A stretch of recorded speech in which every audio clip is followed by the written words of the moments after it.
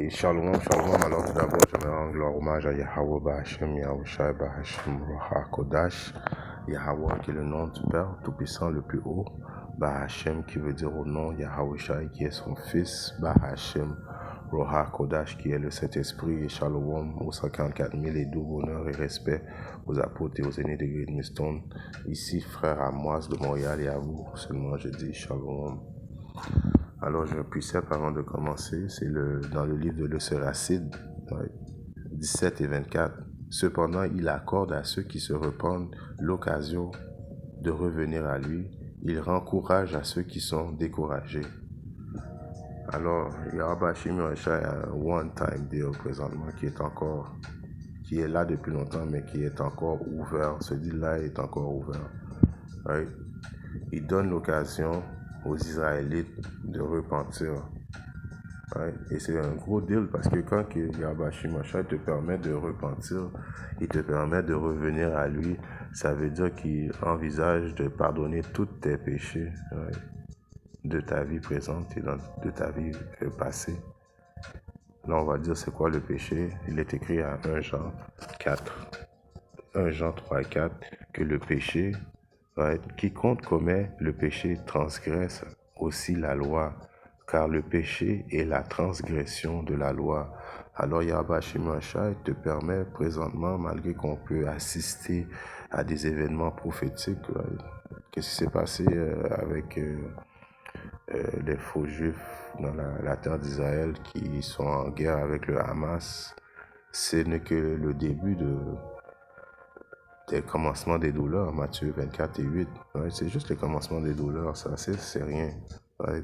Parce que comme Yahweh Shimashai nous l'avait dit à Actes 14 et 22, confirmant les âmes des disciples et les exhortant à continuer dans la foi, et que nous devons, à travers beaucoup de tribulations, entrer dans le royaume de Yahweh Shimashai.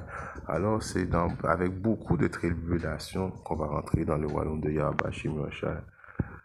On n'est pas officiellement dans la période de l'angoisse de Jacob, car quand on va officiellement dans la période de l'angoisse de Jacob, on n'aura pas besoin de signes afin de savoir qu'on est dans la période de l'angoisse de Jacob. On va voir des morts mourir devant nous, il va y avoir la famine, right? Il va y avoir la traîtrise entre familles, right? Les hommes vont se tuer un l'autre, et il va y avoir l'implantation de la marque de la bête, right? Alors, pas avant que ce diable n'implante pas, ne mandate pas globalement l'implantation de la marque de la bête, right? Alors Yahweh Shimashai ne va pas venir, right? Et officiellement, la Troisième Guerre mondiale va débuter, right? Quand que ce diable-là va implanter la marque de la bête, right? C'est là que la Troisième Guerre mondiale va arriver. C'est là qu'on va voir que les missiles nucléaires vont propager tout partout dans le monde, right? Principalement aux États-Unis. C'est là qu'on va savoir qu'on est dans la Troisième Guerre mondiale.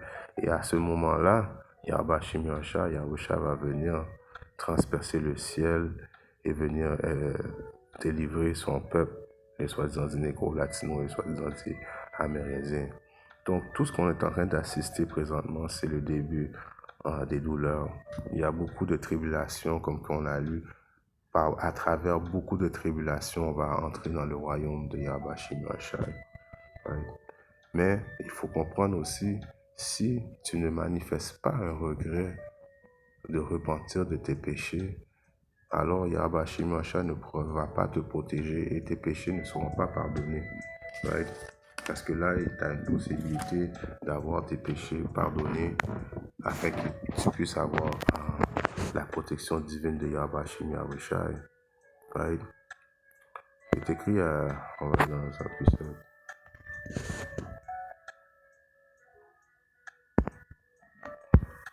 Dans le livre de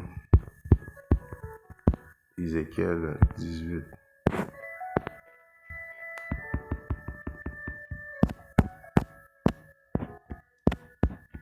Et 30. C'est pourquoi je vous jugerai. Juger, ça veut dire quoi? C'est une punition. Il va tuer beaucoup de monde. C'est comme ça qu'il va venir juger Yahweh Shimashai. Right? Chacun selon ses chemins aux maisons d'Israël, dit le Seigneur. Right? Parce qu'on sait que le jugement commence par la maison d'Israël, right? Parce que nous sommes le peuple de Yahweh Shimashai. Right? Dit le Seigneur Dieu, Yahweh Shimashai. Repentez-vous et détournez-vous de toutes vos transgressions, afin que l'iniquité ne soit pas pour vous votre ruine. Alors, comme que je dis, one time deal, présentement, qui est encore ouvert, c'est de repentir, right, de vos péchés. Right? On a lu c'est quoi le péché, transgression des lois. Right? Les lois les lois, ça va durer pour c'est bon pour toujours les lois. Éventuellement, quand on va changer de corps, Yahweh Shimuracha va instaurer les lois dans notre mind, dans notre cœur, qui est dans notre esprit. Right? Donc, vous voyez que les lois, c'est un décret de Yahweh Shimuracha pour toujours, à jamais. On voit ça aussi dans le livre de Baruch 4:1, je vais le lire. La sagesse est dans le livre des commandements. Right? De Dieu. C'est la loi qui est éternelle. Donc la loi, c'est une chose qui est éternelle. Right? Donc, qu'est-ce que les chrétiens disent que bon, non, la loi a été abolie, ces choses-là? Non, c'est pas vrai. La loi n'est pas abolie. La réalité est que est-ce qu'on peut garder les lois à 100%? Non, on peut pas garder les lois à 100%. C'est pour ça on a eu besoin de Yahushua par son sang. On est dans une période de grâce. Mais il faut quand même adhérer aux lois, les statuts et commandements du meilleur de notre habilité. Right? Il y a des choses dans la loi qu'on ne peut pas faire parce que comme on n'est pas présentement sur notre terre, il y a des lois qu'il faut faire quand on est en Israël. Il y a des lois, il y a des différentes lois qu'on ne peut pas vraiment garder à 100%, mais il y a des lois de base qu'on peut garder on peut garder à 100%, comme tu es un homme, garder la barbe sur ta barbe, c'est pas quelque chose de très difficile. De pas manger du porc, c'est pas quelque chose de très difficile. De pas commettre l'adultère, c'est des choses que tu peux faire, right? Le sabbat, right? Prier Yahweh Shimon Aisha, être un bon frère. Bref, il y a des lois qui sont faciles à garder, comme il y a des lois qui sont impossibles de garder, right? Comme par exemple, le jour du sabbat, tu es en captivité, il faut que tu ailles travailler. Pourtant, le journée du sabbat, tu es supposé de reposer. Ça, c'est des choses qu'on va pouvoir garder à 100% quand on va dans notre royaume. Présentement, nous sommes sous l'oppression, ouais, de ce diable.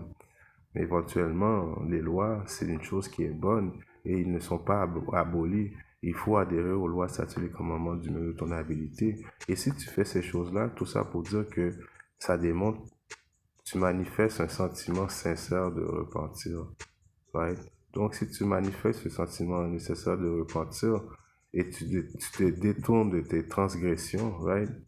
Tu changes, right? Tu ne fais plus les choses que tu faisais avant. Alors Yahweh Shimon va te protéger. Mais si tu ne fais pas ces choses-là, alors tes iniquités ne seront pas pardonnées et puis ça va être ta ruine. Ça va être quoi une ruine? Ça veut dire la destruction. Tu vas faire face à la destruction parce que tu n'auras pas écouté, adhéré aux consignes de Yahweh Shimon qui t'a donné la possibilité de repentir. Oui. Une leçon assez vite sur le fait de repentir et que nous ne sommes pas présentement, la fin n'est pas encore arrivée. Right? Présentement, on assiste au commencement des douleurs. Right? Faut bien comprendre que oui, s'il est vrai qu'en fin de semaine, Jérémie 49 a peut-être commencé. Si vous voulez que je dise Jérémie 49, pour ceux qui ont oublié, on va aller le voir après ça. Jérémie 49, right? Et 20. C'est pourquoi entendez le conseil du Seigneur qu'il a décrété contre Édom et ses projets qu'il a projetés contre les habitants de Théman. Assurément, le plus petit du troupeau les feront avancer. Alors, le plus petit des troupeaux va faire avancer le reste du troupeau. Et on a vu ça hier. Oui, c'est prophétique. À cause des Amalékites, qui sont les plus petits des troupeaux, ils ont fait avancer le reste de leur troupeau, les restes des Idomites. Les Américains, ils ont envoyé des sous-marins, des navires de guerre, right? Il y a d'autres pays édomites qui vont venir les baquer, right? Ça a été un signe qu'on allait commencer, right, des périodes de douleur. Mais la fin n'est pas encore arrivée. Donc, on a vu une affaire prophétique qui est arrivée hier. Assurément, il réduira en désolation leur habitation ainsi que, alors à cause des Amalékites qui va faire en sorte que les Américains vont commencer à s'impliquer dans cette guerre, qui va causer leur désolation. Les États-Unis va éventuellement être brûlés par 200 millions de bombes nucléaires et la terre d'Israël aussi va finir par être brûlée. Mais, comme que j'ai dit dans ma dernière leçon, la différence c'est que Israël va être rebâti parce que Israël est la terre des Israélites, des soi-disant négro latinos, soi-disant amérindiens. Et c'est là que Yahushua va établir son royaume des cieux, qui va être sur la terre. Alors on a assisté à ces choses-là, mais quand même, la porte est ouverte pour repentir. Quand vous allez pu avoir la possibilité de voir les vidéos, d'entendre les prophètes, là, ça veut dire qu'il y a quelque part que le temps du salut, de repentir est fermé. Parce que très bientôt, la porte va se fermer aussi. C'est pour ça qu'il faut repentir dès maintenant. On est conscient, nous, les prophètes, que c'est pas fait pour tout le monde. C'est pas tout le monde qui va repentir. Mais il nous a été ordonné de prophétiser quand même, malgré qu'ils écoutent et ils n'écoutent pas. Les élus vont écouter, ils vont repentir. Donc, nous autres, on va continuer. On va répéter ces choses-là. On va faire des leçons continuellement afin qu'on puisse vous aviser du danger, afin afin qu'il y ait parmi vous des élus qui vont repentir. Deutéronome 30 et 19, il est écrit: J'appelle le ciel et la terre aujourd'hui à témoin contre vous que j'ai placé devant toi la vie et la mort. Alors Yahweh Shimosha a placé la vie devant toi et la mort. La vie, c'est quoi? De pouvoir avoir la possibilité de repentir et de suivre Yahusha, qui est la vie. Yahusha amène la vie. Et la mort, la bénédiction et la malédiction. Choisis donc la vie, choisis de repentir, choisis Yahusha, le fils de Yahweh, son fils unique. Choisis-le, afin que toi et ta semence puissent vivre. Donc tu as une possibilité de sauver toi et ta semence si tu adhères aux lois, statuts et commandements, si tu repentis, si tu acceptes que Yahusha est le sauveur, le fils de Yahweh, tu as une possibilité de sauver ta vie et de sauver ta semence. Que tu puisses aimer le Seigneur ton Dieu et que tu puisses obéir à sa voix et que tu puisses t'attacher à lui, car il est ta vie et la longueur de tes jours, afin que tu puisses demeurer sous la terre que le Seigneur a juré à tes pères, Abraham, Isaac et à Jacob de leur donner. Alors, vous voyez que la possibilité de repentir, non seulement que ça a une possibilité de pardonner vos péchés dans ta vie passée et dans la vie présentement. Yahushua va effacer les péchés des optimistes élus. On va avoir un nouveau slate, un clean slate, un dossier vierge. Présentement, on a comme des dossiers, on a comme plein de dossiers qui s'empilent depuis plusieurs vies, qui s'empilent même dans la vie présentement. Repentir fait en sorte qu'il va effacer tes dossiers, repartir à neuf, te donner un new beginning. Alors vous voyez comment c'est l'importance de repentir avant que le danger s'entame. En espérant que cette leçon a édifié un frère, une soeur à quelque part dans le monde.